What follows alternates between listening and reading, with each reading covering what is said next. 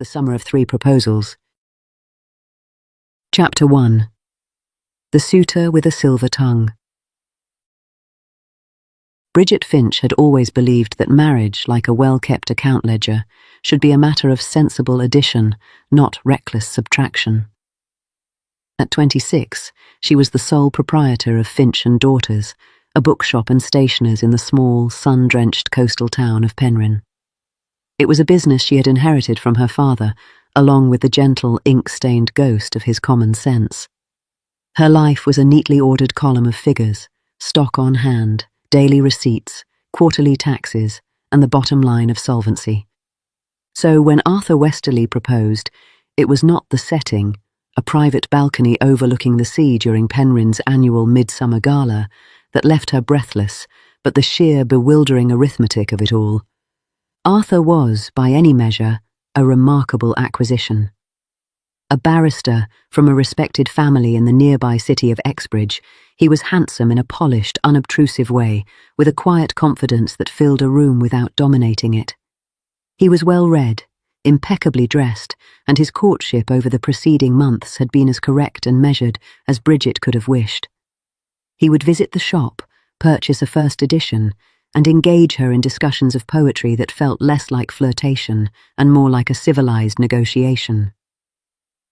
"Miss Finch," he began, his voice a low, earnest murmur against the sound of the waves below. "Bridget, I am not a man given to florid pronouncements. I am, I hope, a man of reason." Bridget, her practical mind already cataloguing the cost of her own gown and the lantern light flickering on the balcony, nodded. "I have always appreciated that about you, Mr. Westerly." "Then allow me to be reasonable with you now." He took her hand. His palm was smooth, free of the calluses she associated with honest labour. "I believe we are exceptionally well suited. You are intelligent, capable, and possess a quiet strength that I greatly admire. I, in turn, can offer you a life of security and comfort, a partnership." It was the word partnership that snagged her attention. It was a good word, a sensible word. "I have a thriving practice in Exbridge," he continued, his gaze unwavering. "A townhouse that would provide a far more stimulating environment than Penryn. You would want for nothing. Your talents, which are quite wasted on managing a small bookshop, could be applied to a larger, more elegant sphere." There it was. A faint, discordant note. Wasted. Her shop was not wasted. It was her life's work, her father's legacy. But she pushed the thought aside. He was, perhaps, simply thinking of her advancement. "You speak of partnership, Arthur," she said slowly, testing the weight of the word. "What, in your mind, would my role be in this arrangement?" He smiled, a practiced, reassuring gesture. "To be the mistress of my home, my confidant, my greatest supporter. To bring your keen mind to bear on the social aspects of my career, the charitable committees, the dinner parties. We would be a formidable team, Bridget."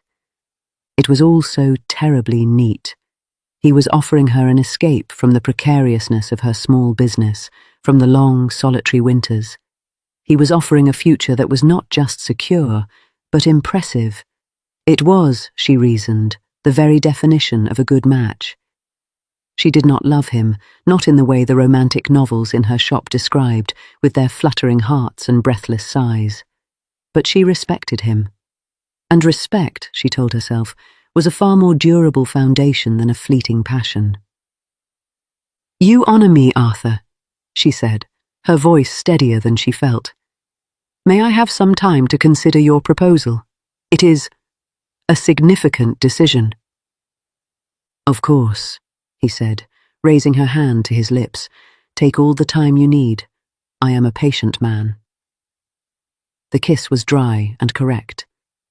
As she walked home that night, the taste of salt on her lips, Bridget tried to convince herself that the quiet unease in her stomach was simply the excitement of a well-negotiated prospect. The numbers, after all, were undeniable. A townhouse in Exbridge was worth considerably more than a dusty bookshop in Penryn. Chapter 2. The Suitor with a Grand Gesture. If Arthur Westerly's proposal was a piece of fine, understated prose, the one that followed barely a fortnight later was a flamboyant, all-caps headline.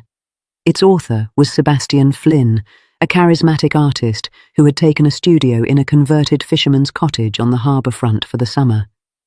With his unruly dark hair, paint-stained hands, and a laugh that could be heard from one end of the high street to the other, Sebastian was everything Arthur was not: spontaneous, passionate, and entirely impractical. He had drifted into Finch and Daughters one rainy July afternoon, seeking refuge and, he claimed, inspiration.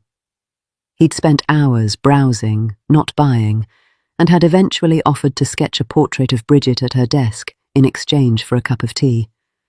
The sketch was surprisingly good, capturing a shrewdness in her expression she hadn't known she possessed. A strange, unsettling friendship had begun.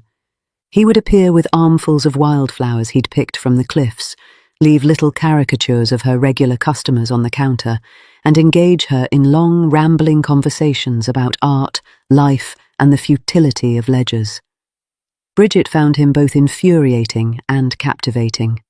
His world was one of glorious, chaotic deficit, a direct affront to her orderly principles.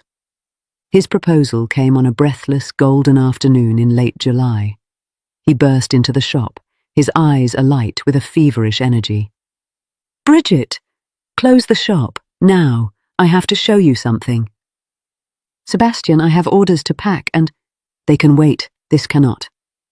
He grabbed her hand, and before she could protest, he was pulling her down the street, past the bemused stares of shopkeepers, towards the harbour. He led her to the end of the old stone pier, where he had set up a large canvas on an easel. It was a painting of the harbour, but it was unlike anything she had ever seen. The colours were impossibly vivid, the brushstrokes bold and alive, and the light. It seemed to shimmer and dance on the surface of the painted water. "It's for you," he said, his voice stripped of its usual bravado. "It's Penryn as I see it, as I see you, full of light and depth and a quiet, stubborn beauty." Bridget stared at the painting, genuinely moved. "Sebastian, it's magnificent. But you can't give me this. You could sell it for a small fortune." "I don't want a small fortune," he said, turning to face her. "I want you. Marry me, Bridget." She blinked, her practical mind struggling to compute this new, chaotic data point. "Marry you? Sebastian, we hardly know each other." "I know that you are the most real person I have ever met," he said, his gaze intense. "Everyone here is pretending. They pretend to be fishermen, to be shopkeepers, to be happy. You don't pretend. You tally and you plan and you worry, and it's all so honest. I love that." Love? The word felt foreign, too heavy for the sunny afternoon. "Yes, love. We would have a magnificent life, Bridget. We would travel. I would paint, and you would keep the accounts. We would live in Florence in the spring, Paris in the autumn. Think of it. A life of passion and art and adventure." And there it was. The wrong reason, writ large. He wasn't proposing a partnership. He was proposing a role. He saw her as his anchor, his accountant, his admirer, the sensible, stable figure in the background of his bohemian masterpiece. He needed someone to manage the messy reality of his existence so he could continue to be its brilliant, chaotic heart. He saw the hesitation in her eyes. "Don't you feel it?" he pressed, stepping closer. "This pull between us? It's real. It's the only real thing." "It's a pull, Sebastian," she said, stepping back. "But is it enough? Passion is a wonderful fuel, but it burns quickly without a sturdy engine." He laughed, a short, sharp sound. "And you would know all about engines, wouldn't you? About what makes things run. You're so afraid of the fire, Bridget, that you'll miss the warmth of the sun." His words stung because they held a grain of truth, but they were also unfair. She wasn't afraid of the sun. She was simply mindful of sunstroke. "Your life sounds like a beautiful dream, Sebastian, but I live in the waking world. I have a business to run, a roof to keep over my head. A life with you feels like trading a steady boat for a raft on an open sea. His face fell, the light in his eyes dimming. So that's a no then? It's not a no, she said, her voice soft. It's an I don't know. I need time. He packed up his canvas in silence, his earlier exuberance completely gone. As he walked away, he didn't look back. Bridget stood on the pier, the summer wind whipping her skirts, feeling as though she had just watched a beautiful, fragile bubble burst. She had refused one man's orderly, secure world and another's passionate, chaotic one. It seemed she was fated to be alone, caught between the certainties of the ledger and the promises of the canvas. She began to wonder if perhaps a life of solitary addition was, after all, the safest equation. Chapter 3. The Suitor with a Hidden Ledger. If Bridget Finch was beginning to suspect she was the subject of some elaborate cosmic joke, the arrival of her third proposal in one summer confirmed it. This one came from the most unexpected quarter of all. Leo Pemberton. Leo was Penryn's carpenter and cabinet maker, a man whose quiet presence was as much a part of the town's fabric as the grey stone of its buildings. He had a small workshop tucked down a cobbled lane where the air always smelled of sawdust and linseed oil. He had built the new shelves for Finch and Daughters just last year, sturdy, beautiful oak shelves that her father would have admired. He was a fixture in her life, as unremarkable and dependable as the tide. Their interactions were always brief and practical. He would fix a wobbly table leg. She would pay his modest invoice promptly. He was a man of few words, with a steady, quiet gaze and hands that were perpetually scarred and stained from his work. He was, in Bridget's mind, the human equivalent of a well-made joint, strong, reliable, and unadorned. She found him waiting for her on her doorstep one evening as she returned from the shop, closing up for the night. He wasn't holding flowers or a painting. He was holding a small, exquisitely carved wooden box. "Miss Finch," he said, his voice a low rumble. "I was hoping to have a word." "Mr. Pemberton," she said, surprised. "Is something wrong with the shelves?" "No, ma'am. The shelves are sound. This is something else." He held out the box. "I made this for you, for your desk, for the odds and ends." She took it, running her fingers over the smooth, polished wood. The lid was inlaid with a delicate pattern of different woods, forming a simple image of a book and a quill. It was a masterful piece of work. "It's beautiful, Leo, truly. But you didn't have to." "I wanted to," he interrupted, a rare thing for him. He took a breath, his gaze fixed on a point just over her shoulder. "I'm not a man for speeches, Miss Finch. I never have been. I'm a man who works with his hands, and my hands have been telling me for a long time now that they want to build things for you. Not just shelves, a life, a home." Bridget's heart, which had weathered 2 proposals with surprising fortitude, gave a sudden, lurching stumble. "I'm asking you to marry me," he continued, his voice rough with an effort. "I know I'm not a clever barrister or a fancy artist. I can't give you a townhouse in the city or take you to Florence.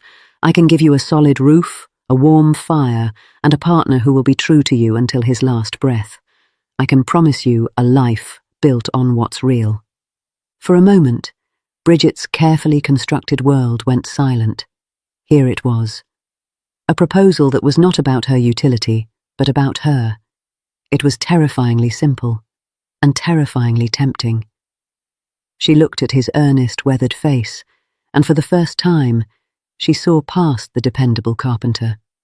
She saw the loneliness in his steady gaze, the quiet longing that mirrored her own. But before she could speak, before the yes that was trembling on her lips could escape, a sharp crack split the quiet evening air.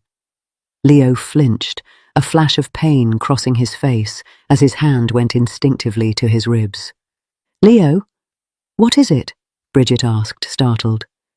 "Nothing," he said quickly, too quickly, "just an old ache."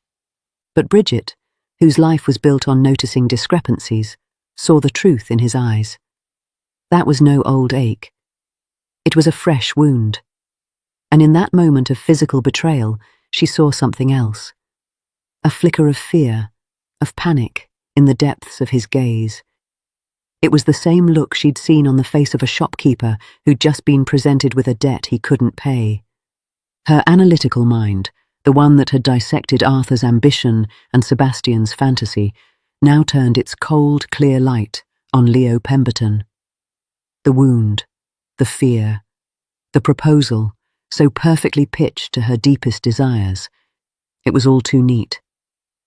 "Leo," she said, her voice quiet but now laced with a terrible certainty. "What aren't you telling me?" He looked at her, and the hope in his eyes slowly curdled into a grim resignation. He knew he had been caught. "Is it money?" she pressed, the pieces falling into place with sickening speed. He was a craftsman, not a businessman. In a small town like Penryn, fortunes could turn on a single bad season, an unpaid debt. "Is that what this is about? You're in trouble, and you thought, what? That marrying me would be the solution? That my shop, my savings, could be the answer to your problems?" The accusation hung in the air, ugly and sharp. Leo's face went pale, then flushed a dull red. He didn't deny it. He couldn't. The truth was written in the defeated slump of his shoulders. "It's not like that, Bridget," he began, his voice hoarse. "Yes, I'm in debt. A bad investment 2 years ago, a supplier who cheated me. I'm drowning. But my feelings for you, they have nothing to do with that. They are the only thing that's been keeping me afloat." "You came to me with a hidden ledger," she said, her voice trembling with a hurt she hadn't anticipated. "You saw my life as neatly as you see a piece of wood, and you thought, she's the answer. You are asking me to solve your problem, just as Arthur wanted me to ornament his life, and Sebastian wanted me to anchor his." "No," he said, stepping forward, his hand outstretched. "You're wrong. I would never use you. I love you. I was going to tell you about the debts, tonight. Before I asked, I wanted you to know the worst of it, to know what you'd be taking on. But then I saw you, and the words, they wouldn't come." "They came easily enough when you were proposing," she said, her eyes stinging. She thrust the beautiful wooden box back into his hands. "Take this. I can't accept a gift built on a foundation of sand." She turned and fumbled with her key, her hands shaking so badly she could barely fit it into the lock. She heard him call her name, a sound of pure, unadulterated despair, but she didn't turn back. She slammed the door, leaning against it as the first hot tears of anger and betrayal spilled down her cheeks. Of the three, his was the cruelest proposal, not because he was a fortune hunter, but because he had almost made her believe in something real. He had almost made her believe in love. Chapter 4. The Suitor with Nothing Left to Hide. The summer, which had begun with such promise, curdled into a season of bitter disappointment. The 3 proposals, each a different kind of wrong, had left Bridget feeling hollowed out and profoundly foolish. She had been valued for her utility, her stability, her potential as a solution, never simply for herself. She threw herself into her work, the ledgers becoming a welcome sanctuary from the messy arithmetic of the heart. The gossip, as it always did in a small town, travelled fast. Whispers about Leo Pemberton's debts began to surface. Bridget heard them from Mrs. Trelawney, the baker's wife, who clucked her tongue sympathetically while weighing out a loaf of bread. "Poor soul," she said, "his workshop's to be auctioned at the end of the month. A shame. He's a good man, just not a clever one with money." Bridget made a non-committal noise, but the news lodged in her chest like a splinter. The auction. Of course, the final public humiliation. She tried to ignore the pang of sympathy, reminding herself that he had deceived her. But the memory of his face, not the panic, but the profound, soul-deep sorrow when she had rejected him, refused to fade. It haunted the quiet corners of her shop and blurred the neat columns in her ledger. A week before the auction, A letter was pushed under her door. It was on cheap, unlined paper, the handwriting cramped, but precise. Bridget, I owe you an explanation, not an excuse. You were right. I came to you a desperate man, and I let my desperation poison the one honest thing I felt. But you were wrong about one thing. My feelings were not built on a foundation of sand. They were built on years of watching you, of seeing you close your shop with a sigh at the end of a long day, of noticing how you always saved the last crust of your pasty for the stray cat, of admiring the fierce pride you take in your father's legacy. My love for you is the only solid thing I have ever built. The debt is real. My fear was real, but so was my love. I was a coward not to lead with it. I will not bother you again. I just needed you to know the truth, even if it changes nothing. Leo. Bridget read the letter 3 times. Then she folded it carefully and placed it in the beautiful wooden box he had made for her, the one she had thrust back at him. She had retrieved it from her doorstep the next morning, unable to bear the thought of it being left out in the elements. She hadn't opened it until now. She spent a sleepless night, the letter's words warring with her own ingrained caution. The voice of her father, sensible and pragmatic, whispered in her ear, "A man in debt is a man in chains, Bridget. Don't bind yourself to his." But another voice, one she had silenced for too long, spoke of loneliness and the quiet, sturdy comfort of Leo's presence. It spoke of the way he looked at a piece of wood and saw not its limitations, but its potential. The way he had looked at her. The morning of the auction dawned grey and drizzly. Bridget stood at her shop window, watching the rain streak the glass. The sale was at noon. By 1 o'clock, everything Leo Pemberton had built would belong to someone else. Her ledger was open on the desk, but the figures swam before her eyes. Finally, with a decisive snap, she closed it. There were some sums that couldn't be calculated on paper. She arrived at his workshop just as the auctioneer was calling for bids on a beautiful oak dining table. The place was crowded with onlookers and a few serious buyers. Leo stood at the back, his arms crossed, his face a mask of stoic misery. He looked thinner, more worn than she had ever seen him. When he saw her enter, a flicker of surprise crossed his features, followed by a dull, hopeless resignation. He looked away. Bridget didn't approach him. She watched as his workbench, his set of chisels, a walnut sideboard he had spent months crafting, were all sold off for a fraction of their worth. Each sale was another nail in the coffin of his life's work. Finally, the auctioneer held up a small framed drawing. It was a sketch, rough but full of life, of a woman sitting at a cluttered desk, a shaft of sunlight illuminating her thoughtful face as she looked over a ledger. It was Bridget. It was the sketch Sebastian Flynn had drawn in her shop that first rainy afternoon. She had no idea how Leo had come by it. "A local artist's study," the auctioneer announced. "What am I bid for this charming piece? 5 shillings, 4. £5, Bridget said. The room went silent. All heads turned to her. The auctioneer, a florid man named Mr. Polwheel, blinked in surprise.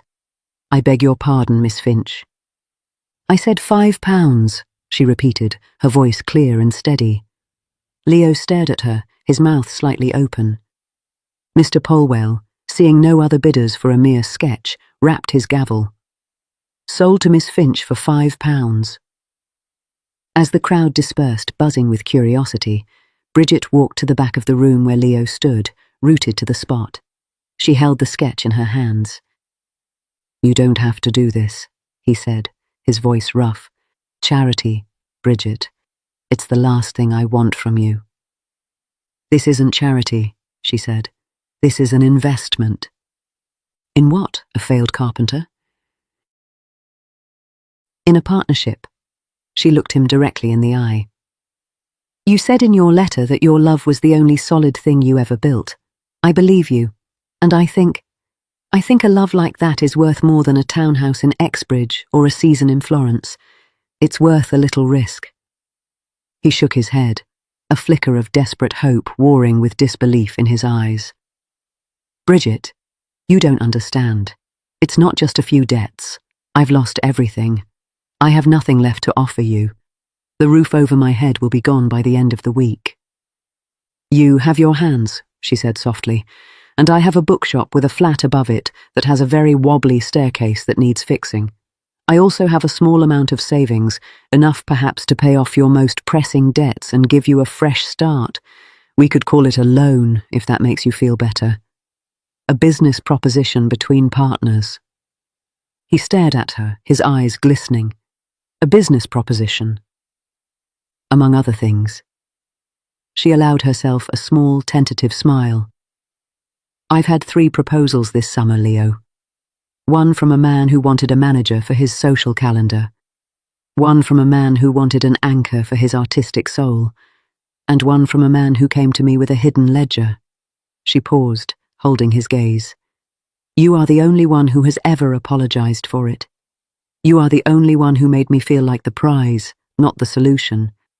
I'm not asking for a life free of problems. I'm asking for a partner to face them with." The hope in his eyes finally broke through the dam of his despair. "Bridget, are you sure?" "I've never been more sure of anything in my life," she said, and she meant it. The arithmetic was simple now. It was no longer about assets and liabilities. It was about 2 people, each with their own scars and their own strengths, choosing to build something together. It was an equation of the heart, and for the first time, it balanced perfectly. He took the sketch from her hands and set it carefully on a nearby crate. Then, slowly, as if she were the most precious and fragile thing he had ever handled, he took her face in his rough, scarred hands. He didn't kiss her, not yet. He just looked at her, a lifetime of unspoken feeling in his steady gaze. "I will spend the rest of my life," he whispered, "making sure you never regret this." Bridget smiled, a real smile that reached her eyes and warmed the cool, practical corners of her heart. "I'm not making a ledger of your debts, Leo. I'm making a future with you. And futures, unlike ledgers, are not meant to be balanced. They're meant to be lived." Outside, the rain had stopped, and a pale, late summer sun was beginning to break through the clouds. The summer of 3 proposals was over. The autumn of one true partnership was about to begin, and for Bridget Finch, it was the most promising forecast she had ever seen. The end.